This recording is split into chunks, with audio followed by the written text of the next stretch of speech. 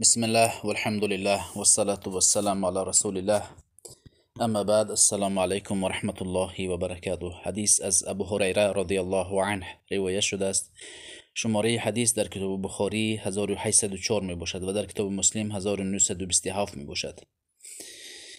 پیامبر ابو هریره رضی الله عنه از پیامبر صلی الله علیه و سلم روایت میکنند، میگویند پیامبر صلی الله علیه و سلم گفتند: السفر قطعة من العذاب يمنع أحدكم طعامه وشرابه ونومه فإذا قضى نحمته فليعجل إلى أهله. پیامبر صلی الله علیه و سلم میگویند که سفر پاره از عذاب می باشد، مشقت می باشد، زیرا در وقتش طعام نمی خورد و در وقتش نمی نوشد و در وقتش خواب نمی کند. وقتی که شما در سفر حاجتهای خود را تمام کردید، پس به خانه‌تان شتابانه برگردید. در حقیقت اگرچند که سفر پیاده باشد یا سواره باشد یا با ماشین یا با پاییز یا با سمالیات با هواپیمان، در حقیقت انسان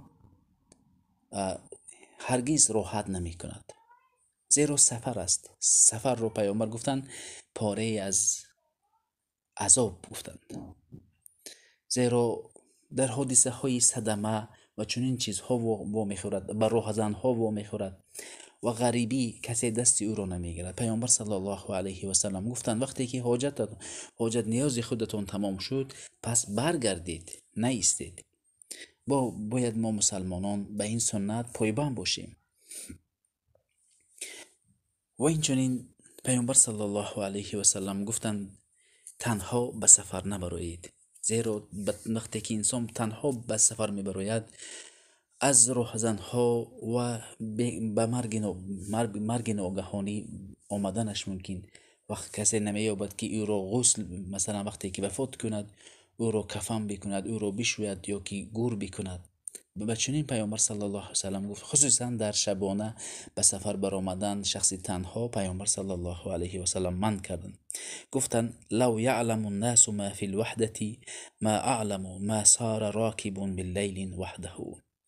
گفتند که اگر مردم میدونست که در تنها سفر کردن چقدر امری بزرگ است، هرگز کسی شبانه به سفر نمیبرد تنها. این چنین تنها در روز برآمدن نیست، جایز نیست. پیامبر صلی الله علیه و سلم گفتند حتی یک نفر وقتی که خودش سفر میکند او شیطان، گفتند 2 نفر نیست، شیطان است.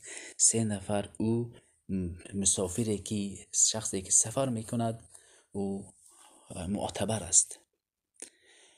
و اینچنین پیامبر صلی الله علیه و سلم گفتند وقتی که شما سفر میکنید، بین خود یک شخص را راهبر قرار دهید، امیر قرار دهید و او چی گوید او را در وقتی که به کارهای نیک امر میکند اطاعت بکنید.